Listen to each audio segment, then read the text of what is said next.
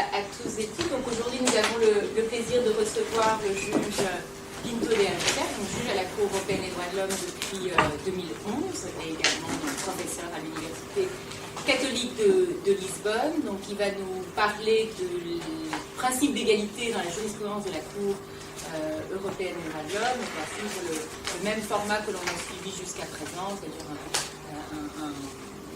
leçon de 45 minutes à 1 heure, et puis ensuite la discussion sera ouverte entre nous. Donc je crois que M. le juge, vous allez parler en français. Voilà. Donc, M. le juge va parler en français. Donc cette fois-ci, les questions, vous pourrez évidemment les poser en français également. Merci beaucoup. Je dois remercier la professeure Hélène Ticuja et le professeur Ludovic Enebel pour l'invitation. C'est la deuxième fois que je suis ici à l'Université de Aix. C'est un plaisir de revenir à Aix-en-Provence. C'est la maison de René Cassan. C'est une raison de plus de revenir à Aix-en-Provence. Je dois faire une petite remarque préliminaire. Je parle avec mon chapeau de professeur de droit, et bien sûr, ce que je vais dire n'engage pas la Cour européenne des droits de l'homme. Mais bien sûr, je parle avec le bénéfice d'avoir eu pendant les dernières 4 années l'expérience de juge à la Cour européenne des droits de l'homme. Permettez-moi de commencer avec la palissade,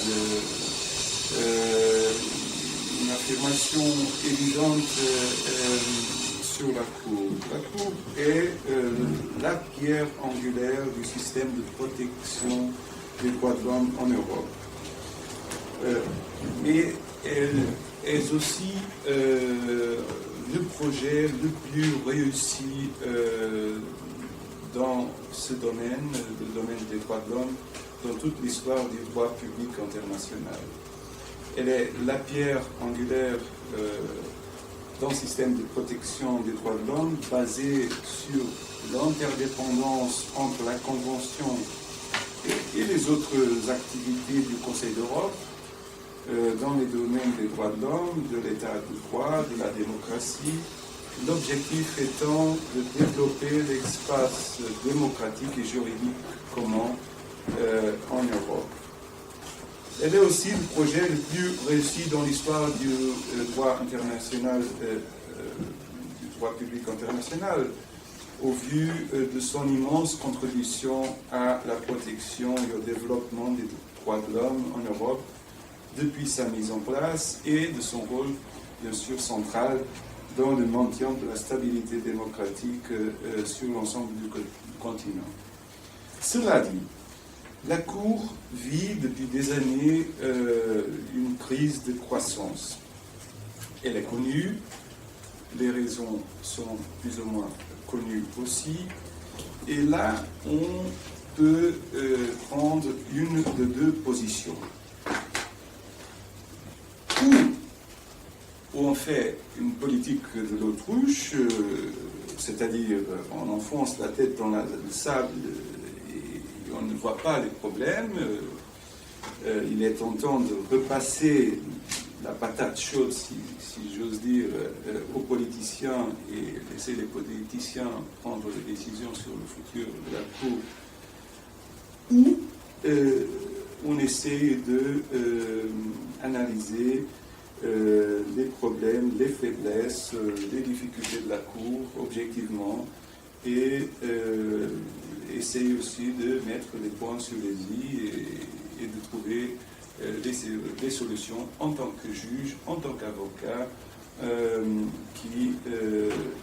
en tant que professeur de l'université, en tant que citoyen à la fin, et on essaie de contribuer pour la résolution de ces problèmes.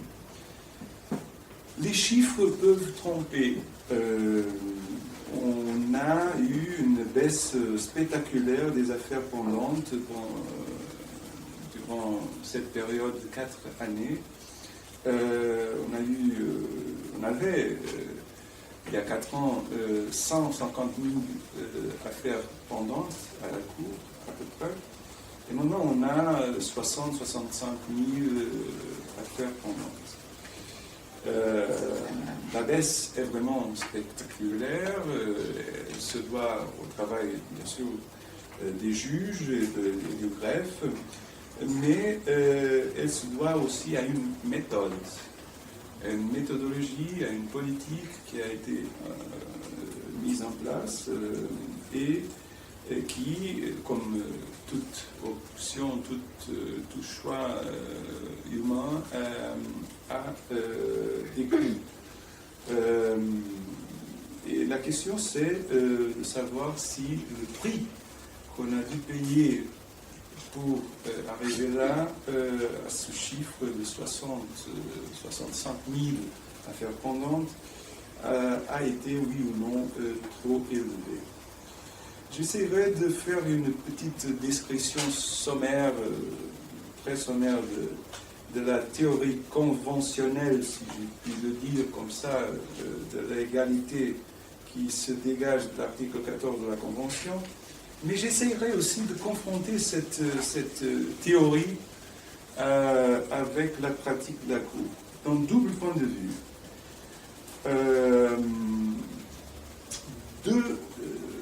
Du point de vue de l'output du travail de la Cour, puisque la Cour produit,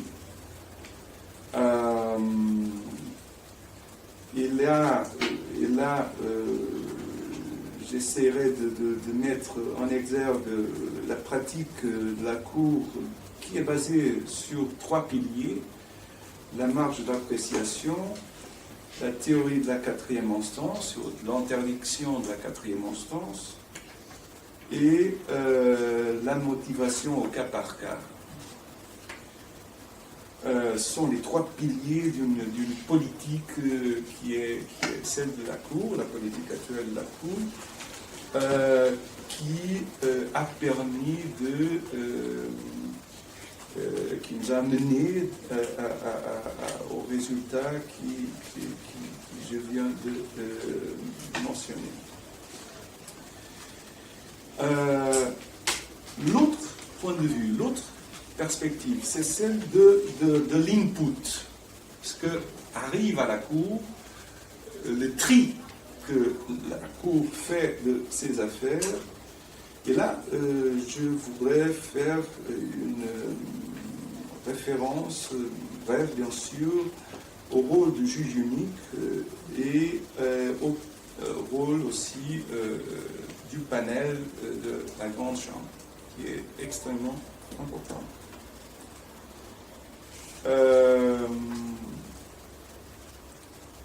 À la fin, j'essaierai de donner mon point de vue sur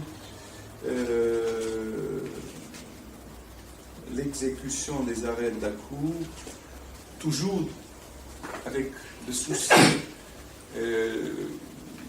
de savoir si cette exécution remplit le principe, satisfait le principe de l'égalité tel qu'il peut être dégagé de la Convention et surtout de l'article 14.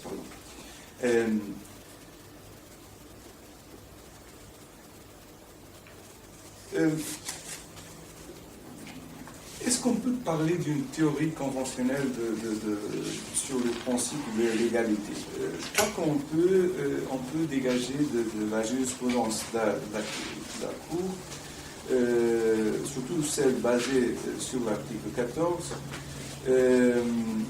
des principes, oui, qui on pourrait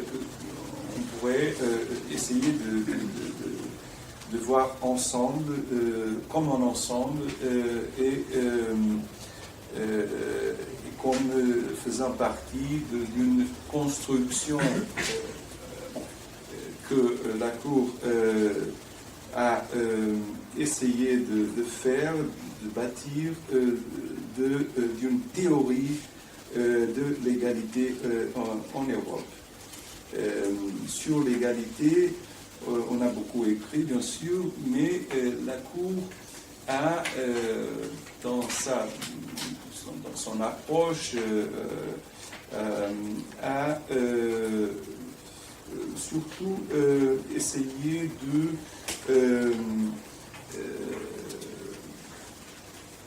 interpréter la Convention et l'article 14 en combinaison avec les droits matériels de la Convention d'une façon extrêmement généreuse, d'une façon extrêmement élargie, ce qui a permis, c'est mon point de vue, en effet, parler aujourd'hui d'une théorie conventionnelle sur le principe de l'égalité, à la lumière de la jurisprudence de la Cour. Le principe le plus important, c'est celui qui se dégage immédiatement de l'article 14, c'est celui selon lequel nul ne peut engager une procédure au titre du seul article 14. L'application de l'article 14, par contre, ne présuppose pas nécessairement la violation de l'un des droits matériels garantis par la Convention. L'interdiction de la discrimination que consacre l'article 14 dépasse donc la jouissance des droits et libertés que la Convention et ses protocoles imposent à chaque État de garantir. Elle s'applique aux droits additionnels, pour autant qu'ils relèvent du champ d'application général de l'un des articles de la Convention. Il faut, mais il suffit que l'effet de la cause tombe sur l'empire de au moins un des articles de la Convention. L'article 14 interdit de traiter de manière différente, sauf justification objective et raisonnable, des personnes placées dans des situations comparables. C'est-à-dire, la Cour doit chercher, doit rechercher dans les faits s'il y a un but légitime pour le traitement différent des situations et un rapport raisonnable de proportionnalité entre les moyens employés et le but visé. Un grief tiré de cette disposition, l'article 14, ne saurait donc prospérer que si la situation de la victime prétendue se révèle comparable à celle de personnes mieux traitées. La notion de discrimination au sens de l'article 14 englobe également les cas dans lesquels un individu ou un groupe d'individus se voit sans justification adéquate, moins bien traité qu'un autre groupe, même si la Convention ne requiert pas, en principe, le traitement plus favorable.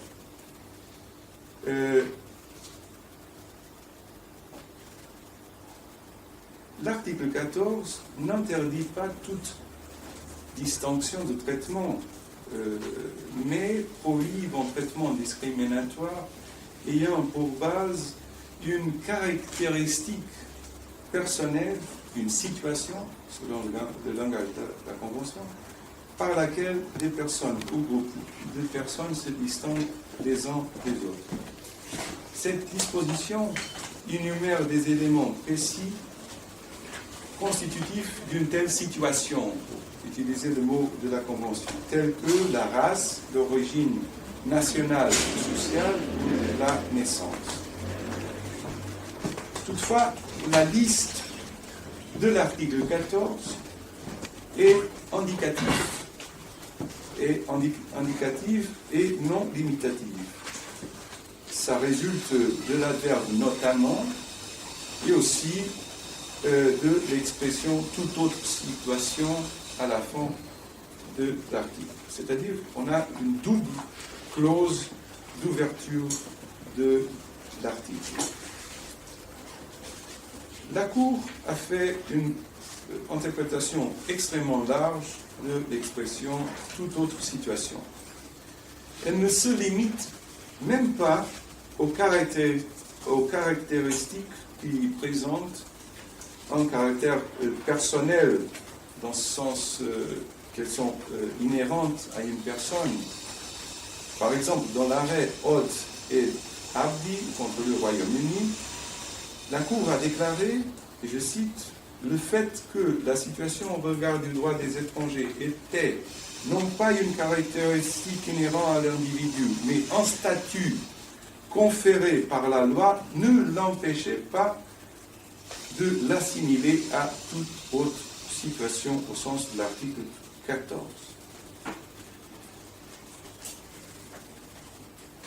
La discrimination fondée sur l'orientation sexuelle est la situation non inscrite dans l'article 14 la plus développée par la Cour.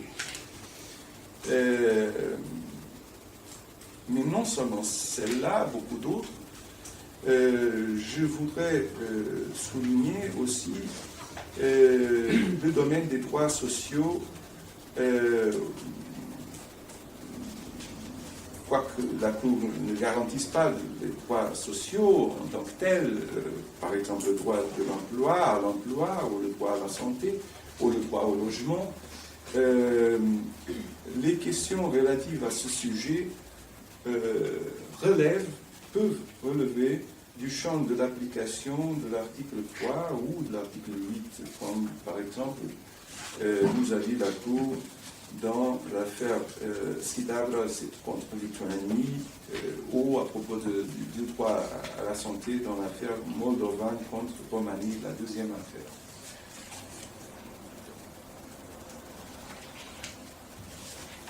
Le deuxième principe que la Cour a établi, c'est celui de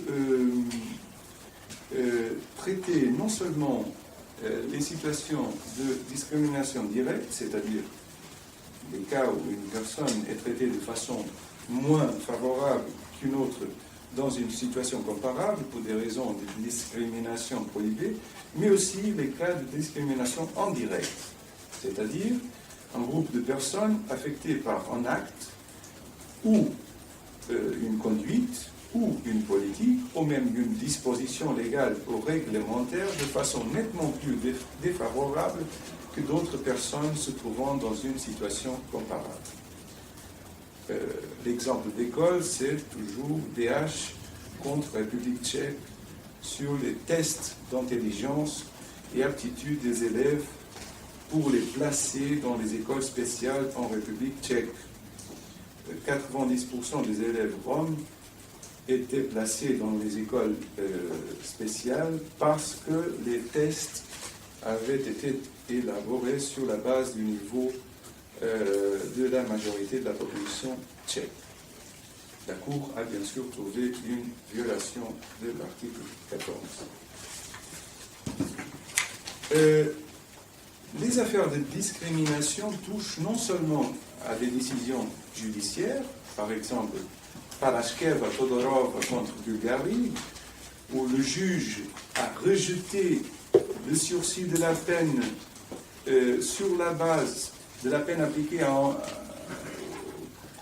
une personne rome, sur la base, et je cite l'expression du juge, d'un sentiment d'impunité parmi les Roms. Et bien sûr, la Cour a trouvé que cette décision n'était pas compatible avec la prohibition dérivée de l'article 14 de discrimination ethnique, sur des bases ethniques. Mais elle peut aussi toucher à des pratiques administratives, par exemple l'affaire Zard Adani contre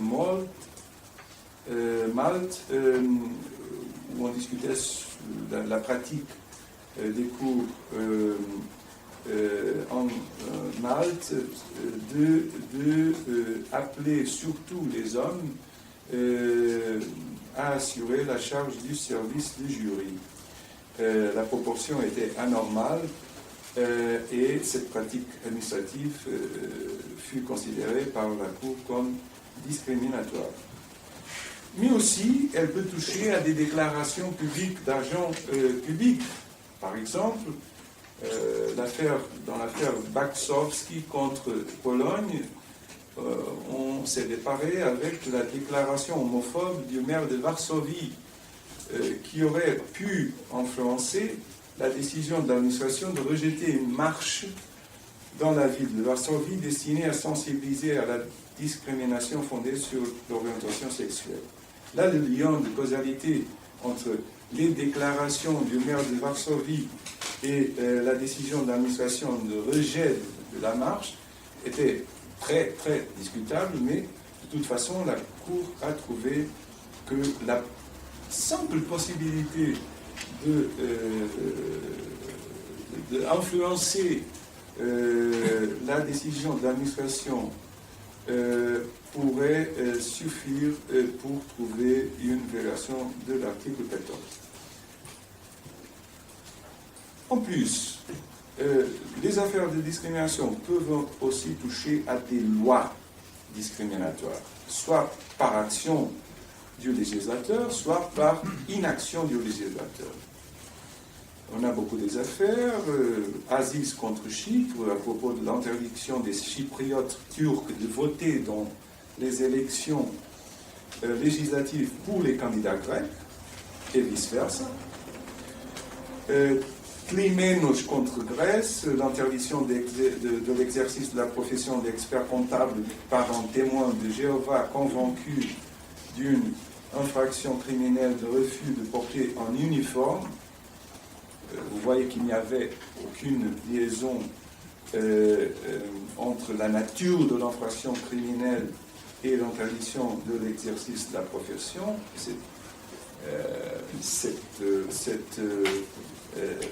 Ce manquement de liaison que la Cour a censuré à la Grèce. Et par exemple, l'affaire Valianatos aussi contre la Grèce, sur l'omission de prévention du partenariat ou de l'union civile pour les personnes du même sexe, ayant en compte que les couples hétérosexuels avaient cette possibilité devant la loi grecque. En d'autres termes, lorsqu'une loi ou un règlement confère un droit garanti par la Convention seulement à un groupe de personnes en fonction d'une caractéristique identifiable de ce groupe, privant par voie de conséquence un autre groupe de personnes se trouvant dans une situation identique ou similaire de la jouissance de ce droit sans aucune justification objective, la conventionnalité de cette loi ou de ce règlement peut être contrôlée in abstracto par la Cour si celle-ci se trouve saisie d'un grief introduit par un membre du groupe privé de droit. La même conclusion est valable pour une loi ou un règlement qui interdit ou restreint explicitement la jouissance d'un droit garanti par la Convention à un groupe de personnes sur la base d'une caractéristique identifiable de ce groupe, le traitant ainsi différemment d'un autre groupe de personnes se trouvant dans une situation identique ou similaire, et ce, sans aucune justification objective. Ainsi que pour une loi ou un règlement qui traite de manière identique des groupes de personnes se trouvant dans des situations différentes, et ce, sans justification objective. Dans les deux cas, les membres du groupe privé de la pleine jouissance du droit tiré de la Convention peuvent contester devant la Cour cette loi ou ce règlement indépendamment de tout acte d'exécution. A fortiori, bien sûr, toute loi ou tout règlement discriminatoire qui vise des personnes identifiées ou identifiables peut aussi être contesté par ces personnes devant la Cour, indépendamment de tout acte d'exécution. Ça serait un cas de discrimination in tuito personae.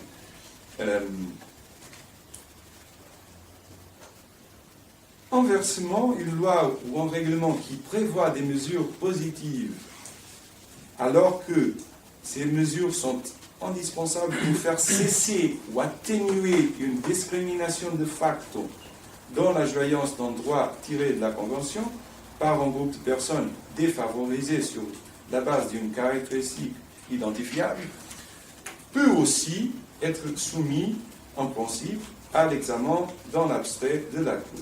C'était le cas de l'affaire Steck et autres contre le Royaume-Uni, ou de l'affaire Wintersberger contre l'Autriche.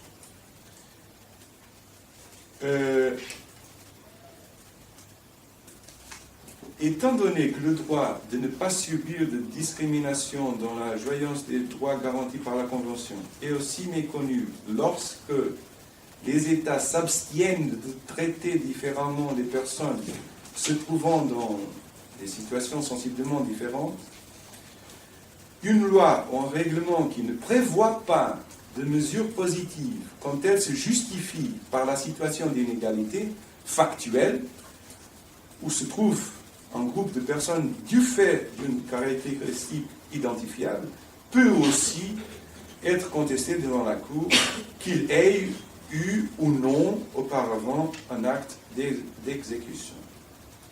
La situation inverse, où une loi ou un règlement apporte l'inégalité en nivelant par le bas la jouissance d'un droit garanti par la Convention, par un groupe de personnes qui, du fait d'une caractéristique identifiable, est avantagé par rapport à un autre groupe de personnes moins favorisées, relève également d'un examen in abstracto de la Cour. Là, on a au moins un précédent, Franchi et White contre le Royaume-Uni.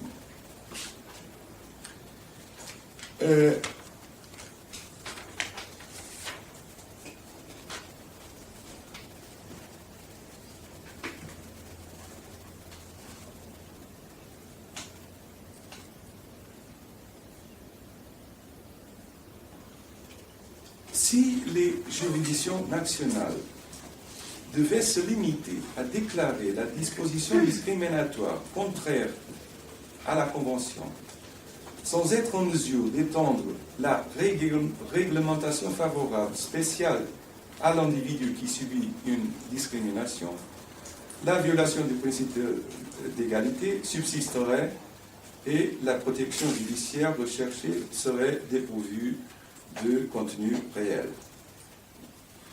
La Convention doit être appliquée par le juge national, quelle que soit la manière dont le processus de réforme législative évolue au plan interne. Étant donné, comme l'a dit la Cour elle-même, et je cite, « La liberté de choix reconnue à l'État quant au moyen de s'acquitter de son obligation au titre de l'article 53, à l'époque, ne saurait lui permettre de suspendre l'application de la Convention. En pratique, c'est-à-dire, les juridictions nationales doivent adopter l'interprétation de la législation nationale qui se concilie le mieux avec la Convention afin de se conformer à l'obligation internationale consistant à prévenir toute atteinte à la Convention. L'obligation de prévenir une violation de la Convention peut justifier l'adoption de mesures générales lorsqu'il n'existe pas dans le cadre juridique national compatible avec la Convention ou que le cadre juridique national ou la pratique administrative en vigueur sont contraires à la Convention et discriminatoires. Dans certaines affaires, même la Constitution nationale a dû être amendée. Par exemple, la Cour a conclu dans l'affaire Sejic et Finci que une disposition concrète de la Constitution de Bosnie et Herzégovine devrait être changée parce qu'elle elle enfrangeait et ainsi était incompatible avec l'article 14. Et l'article 1er dans cette affaire, c'était la première fois c'est important de le souligner, c'était la première affaire où la Cour a traité l'article 1er du protocole 12 qui prévoit une interdiction générale de la discrimination vis-à-vis des droits reconnus par le droit national, en droit national, et la Cour a dit que la discrimination des personnes juives et roms par cette disposition de la Constitution nationale de Bosnie et Herzégovine ne pourrait pas être acceptée.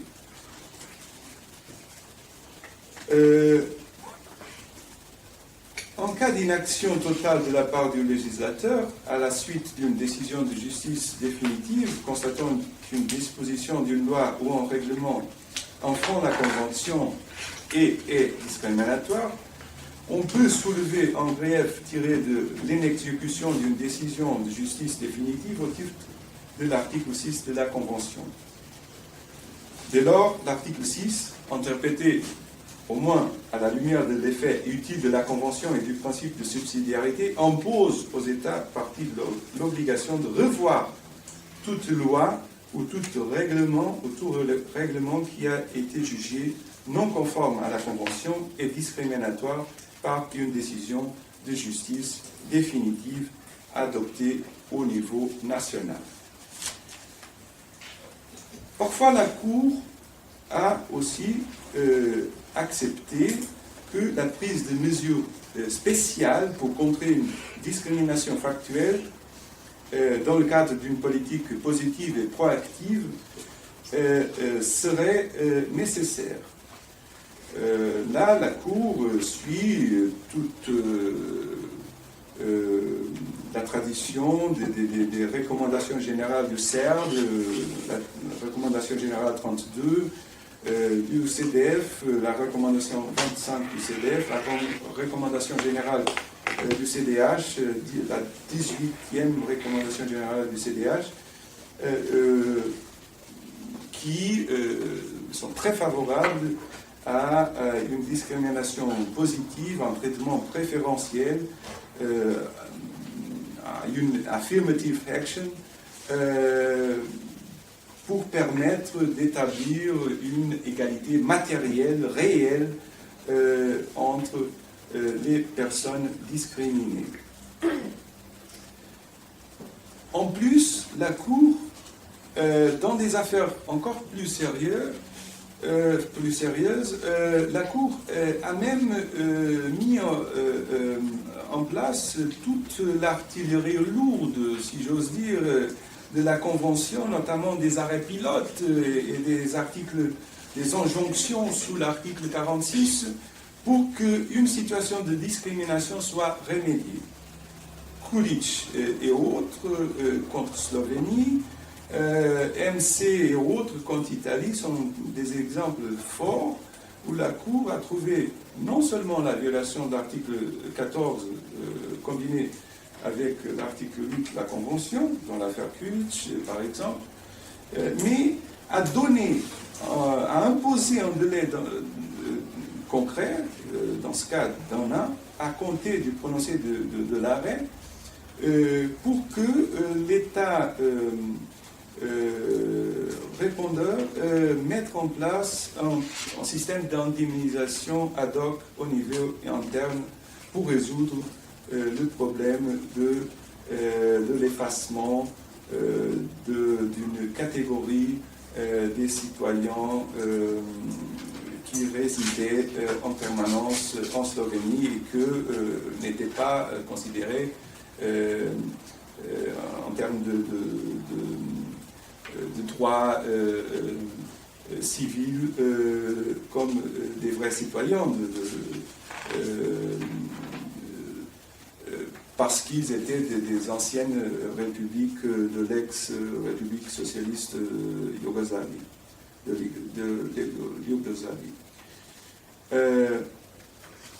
La même chose dans l'arrêt MC et autres contre Italie, où la Cour a ordonné, dans un arrêt pilote, la prise de mesures concrètes, de nature concrète, par l'Italie pour résoudre le problème du non-paiement de la IIS, la Indennità Integrativa Speciale. C'était une indemnité complémentaire qui n'a pas été payée à un certain groupe de personnes. Et la Cour a dit que ce problème systémique, de nature systémique, découlant de la faute des autorités italiennes, devait être résolu par le paiement dans un délai établi par le comité de ministres d'un montant à toute personne appartenant à ce groupe de gens.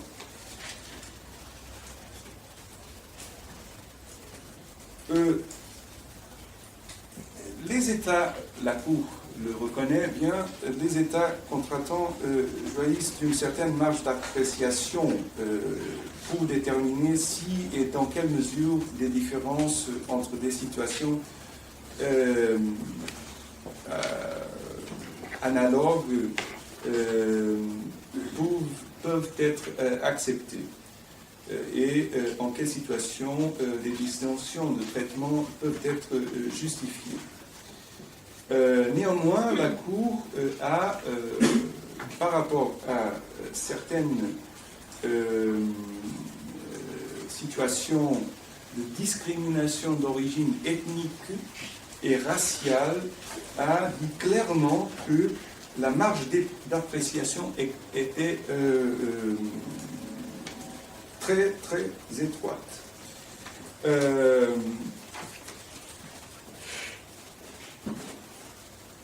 Dans d'autres cas, la Cour a accepté une marge très large d'appréciation, et on voit ça par exemple en Rasmussen contre Danemark, à propos du délai de prescription de l'action en désaveu de paternité.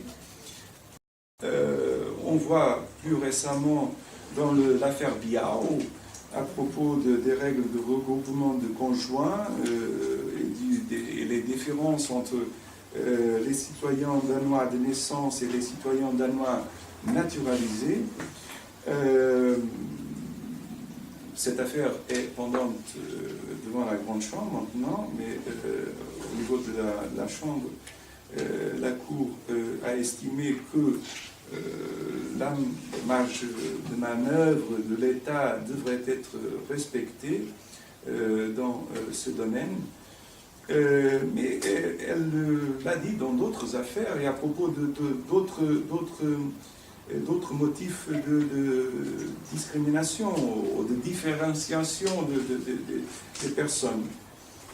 Par exemple, à propos des droits sociaux dans l'affaire Steck que j'ai déjà mentionné, à propos de l'âge, de la différence d'âge de retraite entre les hommes et les femmes, la Cour a accepté que la décision des autorités nationales de différencier les hommes et les femmes était justifiée, et les raisons pour lesquelles cette justification était faite,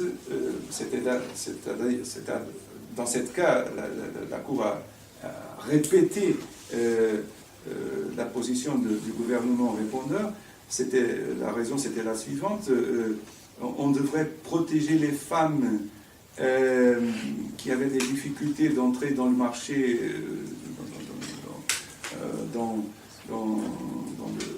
commencer une carrière et à travailler, et je cite, en raison de leur rôle traditionnel de femme au foyer. C'était la raison pour laquelle le Royaume-Uni a accepté la différence de traitement entre les hommes et les femmes, que la Cour a endossé, que la Cour a accepté, et que la Cour a permis à tolérer dans la marge d'appréciation de l'État britannique.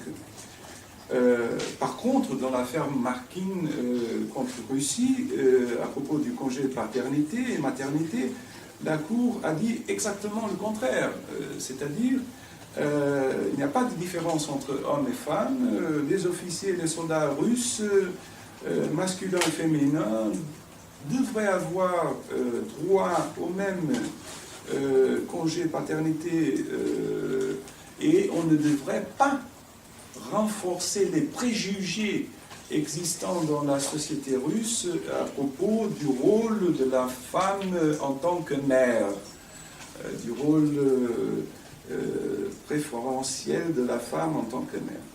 C'est-à-dire, dans ce texte, la Cour dit, oui, on accepte le préjugé, la politique basée sur un préjugé relatif au rôle de la femme au foyer, mais dans l'affaire Markin, aussi à propos des droits sociaux, la Cour dit le contraire, dit non, les préjugés ne sont pas acceptables comme base de différenciation entre les hommes et les femmes.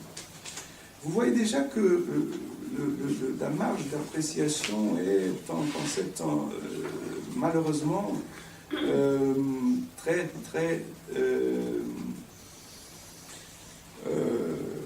je dirais, vague.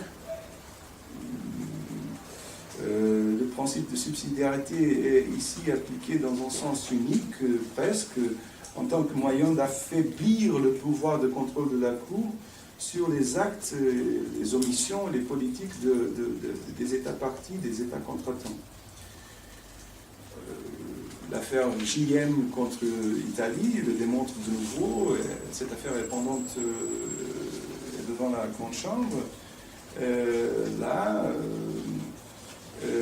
La Cour constitutionnelle italienne a, après l'affaire Valvara, a dit non, on n'accepte plus l'autorité des arrêts de chambre, sauf s'il y a une jurisprudence bien établie, mais en principe, on n'accepte plus l'autorité des arrêts de chambre, même si elles deviennent définitives,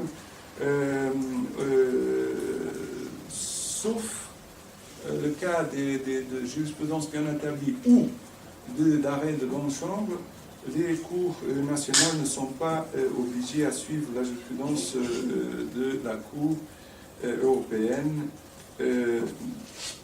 sur la base du principe de subsidiarité. C'est la raison pour laquelle JN est devant la Grande Chambre pour faire le test de cette position de la Cour constitutionnelle italienne. La situation est aggravée par la soi-disant interdiction pour la Cour d'agir comme une quatrième instance, sauf conduite arbitraire des autorités nationales. Comme on l'a vu dans beaucoup d'autres affaires, j'ai déjà mentionné quelques-unes, mais il y a beaucoup d'autres, ce principe sert à tout. Il constitue présentement une sorte de filet avec des mailles parfois larges, parfois étroites, qui varient au gré de la majorité. La combinaison de ces deux principes produit un résultat qui, à mon avis, peut poser des problèmes, peut miner la crédibilité et l'autorité des arrêts de la Cour. Je vous donne deux exemples très récents. L'affaire Moreno-Diaz et l'affaire SLGL, la première contre le Portugal et la deuxième contre la Croatie. La Cour a joué le rôle d'une quatrième instance sans aucune réticence dans l'affaire croate et a infirmé 3 jugements concordants des 3 instances internes. Dans une autre affaire qui portait sur l'article 1er du protocole numéro 1,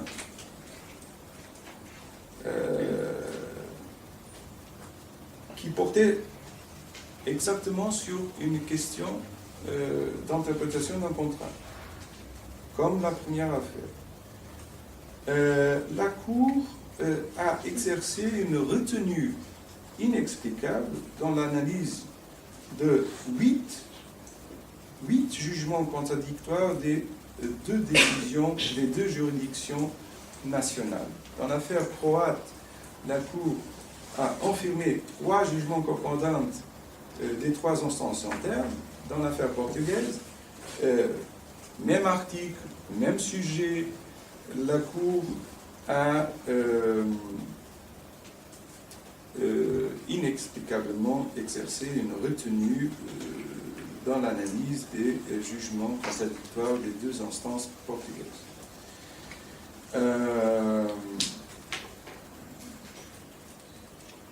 Les exemples de cette jurisprudence disparate, pour utiliser le mot du juge Bonello, les exemples de cette jurisprudence disparate pourraient être multipliés. Malheureusement, ne sont pas des exceptions. Il est inévitable qu'en droit international, le poids de la terminologie juridique qui est souvent imprécis, qui est souvent vague, il est presque inévitable que le produit final d'une cour internationale soit ambivalent, soit parfois erratique. C'est la nature même d'une cour internationale qui est confrontée avec des textes qui sont imprécis aussi, et le fait qu'on a à traiter à des conflits sur des sujets extrêmement délicats aussi difficulte l'activité des cours internationales. Mais de toute façon, je crois que on est confronté avec un problème sérieux qui à la fin peut mettre en question le principe de l'égalité lui-même.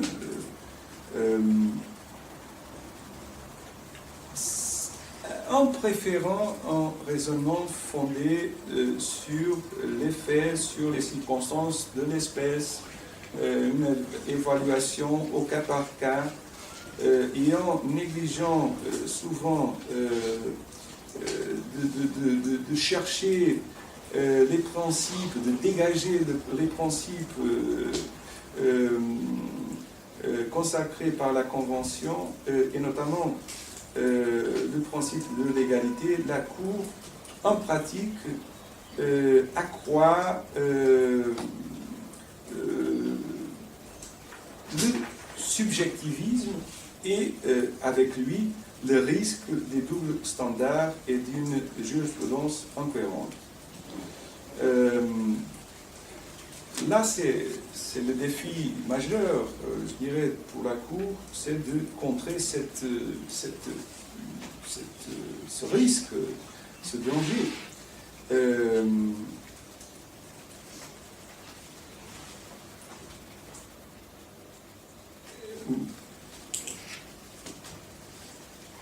Ce risque, c'est qu'on peut trouver dans la pratique de la Cour, est aussi aggravé par une politique de sélection des affaires qui me semble problématique. C'est-à-dire le risque d'un output qui pourrait sembler casuistique, un peu erratique, et qui pourrait décréditer la Cour et aggravé par une politique de sélection des affaires qui pose, à mon avis, des problèmes. On a, bien évidemment, tout le monde est conscient de ça, une demande croissante de réponse de la Cour face aux violations des droits de l'homme dans toute l'Europe. Mais ça ne peut pas être une raison pour ne pas respecter la Convention, et notamment l'article 45 de la Convention. L'article 45 dit que toutes les décisions sur la recevabilité d'une plante, d'une affaire, doivent être motivées. Le problème, c'est qu'aujourd'hui, on a une politique, c'est pas seulement une pratique, c'est une politique de la Cour selon laquelle les décisions d'irrecevabilité du juge unique ne sont pas motivées. Bien sûr, le requérant reçoit une lettre avec une réponse, mais la réponse est toujours la même, ou presque la même, en 2 lignes. Votre plainte ne peut pas être acceptée parce qu'elle n'a pas rempli les conditions requises par la Convention. À peu près ça. Bien sûr, ça ne suffit pas pour satisfaire à l'exigence de l'article 45.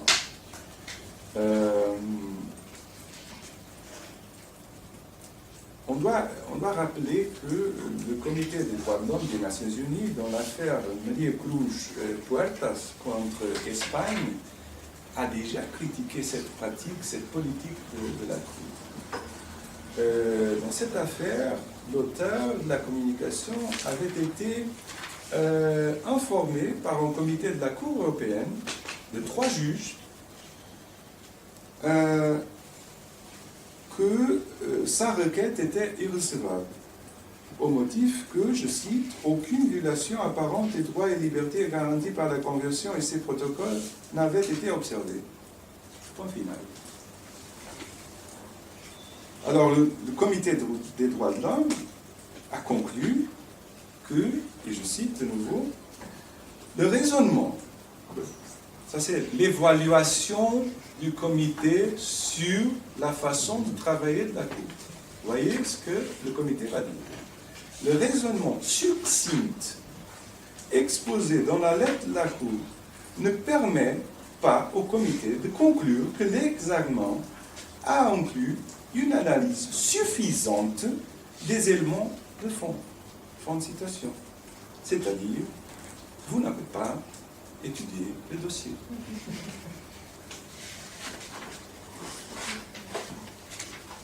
Et donc, bien sûr, le Comité des droits de l'homme a décidé que rien ne s'opposait à ce qu'il examinait la communication sous l'article 5 du protocole facultatif.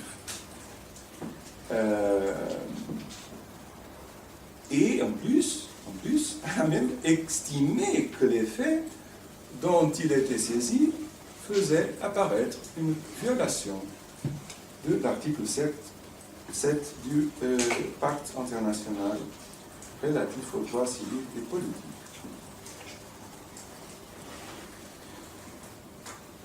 Vous voyez déjà le prix qu'on a dû payer pour avoir cette petite victoire statistique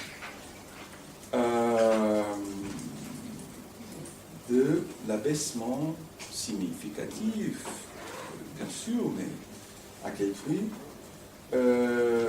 des affaires pendantes. On a, bien sûr, ramené le chiffre vers 65 000 affaires pendantes, mais pour arriver à ce chiffre, en effet, on a violé la Convention. On a violé l'article 45.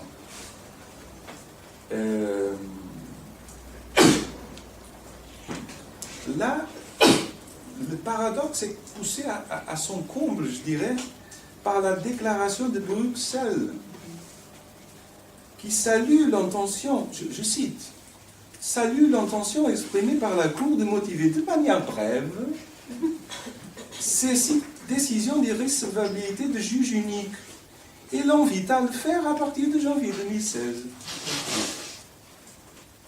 Mais comment est-ce qu'on peut lire ça? Ce sont les États contratants, les États partis à la Convention qui disent ça.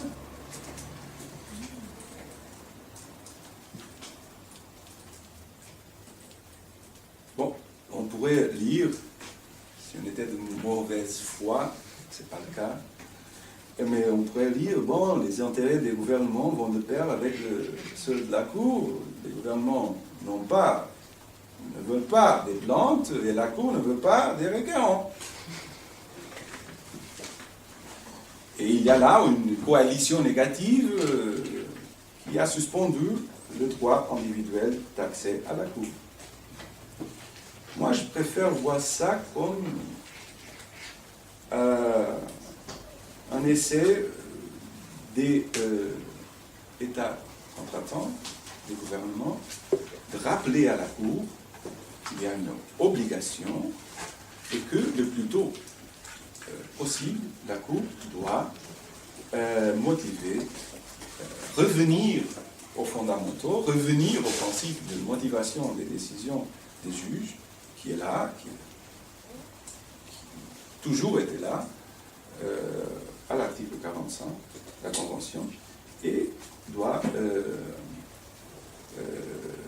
faire de sorte que la politique change rapidement, le plus tôt possible, au plus tard le janvier 2016, c'est la deadline établie par les États membres, pour qu'on puisse avoir de nouveau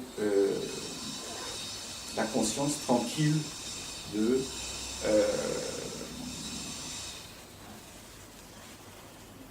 respecter en toute ligne la Convention. Je vous rappelle que les décisions de juge unique sont à peu près 80-90% du travail de la Cour. Si on pense que 80-90% du travail de la Cour n'est pas compatible, n'est pas conforme à l'article 45 de la Convention, on a là l'impression qu'on est devant un problème, je dirais, systémique de la Cour et du système de protection européen de droits de l'homme. Je voudrais aussi souligner que les États membres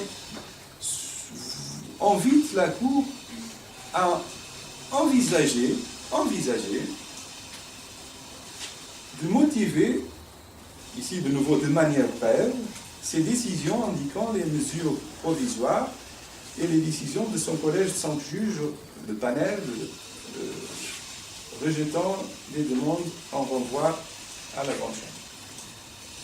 Là aussi, c'est une pratique, une politique qui est établie et qui, à mon avis, à mon sens, devrait changer, et le plus tôt possible, pour qu'on puisse savoir pourquoi est-ce que certaines affaires vont à la grande chambre et certaines autres ne vont pas à la grande chambre. Les citoyens européens ont droit à savoir pourquoi est-ce que l'autorité de la grande chambre est donnée à certaines décisions de chambre et pas à d'autres décisions de chambre.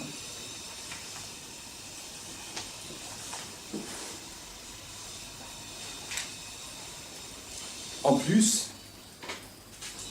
et finalement,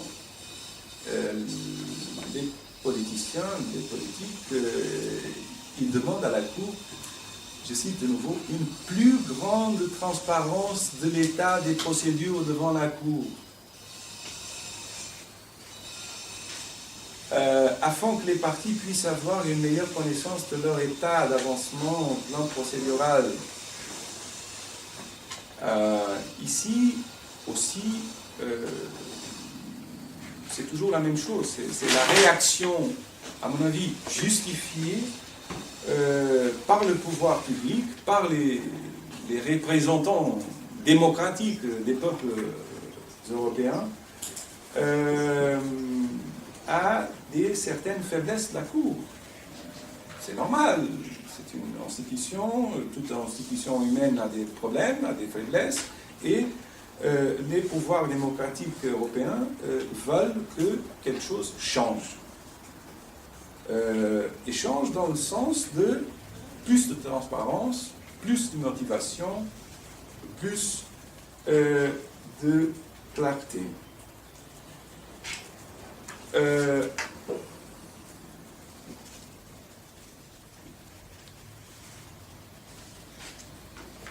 Je voudrais encore dire un mot et un mot final sur l'exécution des arrêts de la Cour.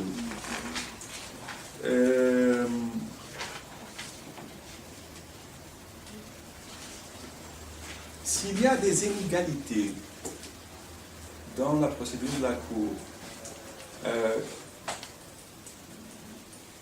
ici, dans cette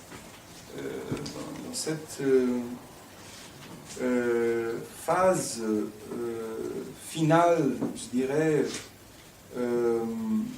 après avoir tranché l'affaire, après avoir une décision en jugement avec l'autorité et la force juridique de la Cour, force qui s'impose aux États membres. On devrait avoir un système qui, en principe, garantirait la bonne exécution de tous les arrêts. Mais ici encore, il y a des inégalités. Ici encore, on trouve que ce système d'exécution, qui est extrêmement politisé, on le sait, dépend du contrôle du comité de ministres, aggrave encore plus les faiblesses du système de protection européen des droits de l'homme. Bien sûr, le protocole 14 a constitué un pas dans la bonne direction. Je le reconnais volontiers. Ce protocole prévoit un élargissement du pouvoir de la Cour extrêmement important pour contrôler la phase d'exécution, de l'exécution. La Cour peut maintenant interpréter ses propres arrêts et déclarer qu'un État défendeur ne s'y est pas conformé lorsque des problèmes surgissent au cours de l'exécution. Le problème, c'est que, selon le protocole 14, ces actions d'interprétation et de non-respect des arrêts de la Cour dépendent d'une demande du comité de ministres, c'est-à-dire des États partis, des États défendeurs. Et en plus, de 2/3 des États partis.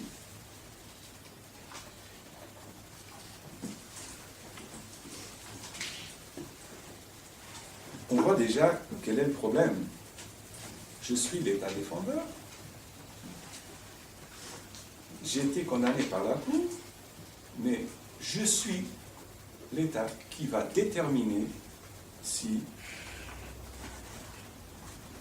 y a lieu, oui ou non, à une action d'interprétation ou de non-respect de l'arrêt de la Cour.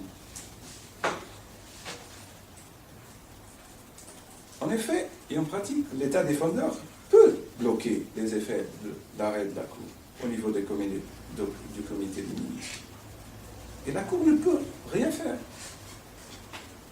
face à un éventuel blocage politique pendant la phase d'exécution. Surtout, bien évidemment, si ce blocage provient des pays avec plus de poids politique. À ce propos, on doit lire avec attention l'opinion séparée jointe à l'arrêt Hassanidze contre Géorgie par l'ancien président Jean-Paul Costa. Jean-Paul Costa avertissait que la solution de l'arrêt risquait d'être bloquée. C'est son expression. Risquait d'être bloquée sur le plan politique. Il a bien vu le problème de la politisation de la phase d'exécution qui va mettre ce risque d'inégalité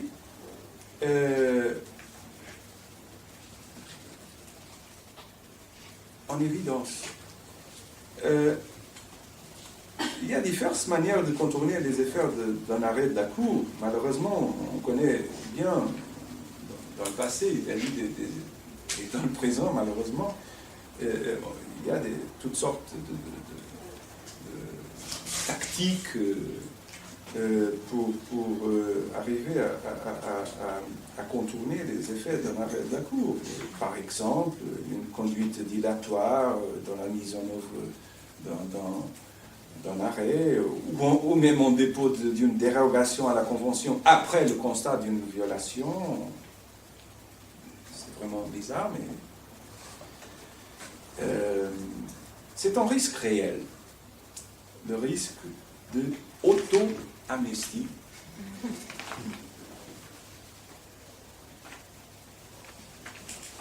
La majorité qualifiée de 2/3 des représentants des gouvernements ayant droit de siéger au comité, qui est requise pour déclencher une procédure d'interprétation ou une procédure de non-respect ou de manquement. En plus, les pouvoirs très très limités du comité des ministres en matière d'enquête et de collecte d'informations. Il ne peut pas faire des visites de lieux, il ne peut pas auditionner des témoins, il ne peut pas prendre des mesures extraordinaires. Et, comme disent les Anglais, on top of everything, le déséquilibre entre la position de la partie lésée et celle du gouvernement, déséquilibre évident, patent, dans la procédure d'exécution devant le comité de ministres, tout ça aggrave le risque de auto-amnistie, c'est-à-dire de voir les arrêts de la Cour perdre son valeur, son poids, son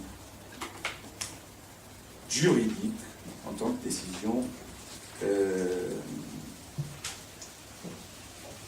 qui oblige les États membres.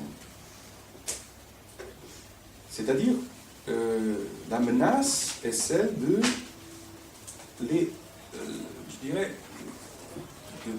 l'anéantissement du pouvoir juridique de la Cour, en transformant les arrêts en simples recommandations aux États membres qui pouvaient, oui ou non, selon leur volonté, selon la majorité politique qu'ils peuvent trouver dans le comité de ministres, qu'ils pourraient, oui ou non, suivre et respecter. Pour finir, je voudrais finir sur une note optimiste. Je suis optimiste par nature. Je crois que les personnes qui aiment travailler dans le droit public international et surtout dans le droit, dans le domaine des droits de l'homme sont des optimistes. Et on doit l'être, mais aussi sans perdre notion de la réalité. Je crois que la Cour est vraiment une institution singulière, vraiment remarquable, elle a fait, comme aucune autre institution, elle a fait beaucoup pour la cause du développement des droits de l'homme en Europe et même hors de l'Europe. Mais si on aime la Cour et si on aime le système, on doit le protéger et pour ainsi faire, on doit être bien conscient des faiblesses, des problèmes du système. Il faut surmonter les difficultés, relever ce défi. Et il ne vaut pas la peine d'avoir un discours féerique, incantatoire, sur une réalité qui n'est pas là, une réalité virtuelle qui n'est pas la réalité de la Cour. Il faut être bien réaliste, c'est la meilleure façon de défendre la Cour, je dirais. Mais aussi, on ne doit pas attendre que la solution vienne de ceux qui ont créé les problèmes. C'est à nous, c'est-à-dire à tous les citoyens, les avocats, les professeurs de droit, les juges éventuellement, de faire ce qu'ils trouvent approprié et selon les circonstances, bien entendu, de faire ce qu'ils peuvent pour premièrement, pour mettre en exergue les problèmes et deuxièmement, pour essayer de trouver des solutions. Il n'y a pas de baguette magique pour résoudre les problèmes, bien sûr, mais en essayant de bien conscient des problèmes et en essayant de trouver des solutions, on peut faire mieux que ceux qui sont en train de saper le système. Et il y a, on est bien conscient, des ennemis très puissants de ce système et de la Cour. Voilà, ce sont mes quelques réflexions sur la Cour, le système européen des droits de l'homme, à la lumière du principe de l'égalité. Je voudrais vous faire connaître un peu la réalité de la Cour, pas seulement la réalité de la jurisprudence, mais aussi ce qui est derrière cette jurisprudence, les problèmes, les difficultés, les faiblesses. Mais de toute façon, je voudrais bien que vous sachiez qu'il y a des personnes à Strasbourg, 600 personnes qui travaillent, je ne dirais pas jour et nuit, mais presque, pour que la Cour ait du succès et puisse contribuer pour le développement des droits de l'homme et des libertés fondamentales en Europe. Merci beaucoup.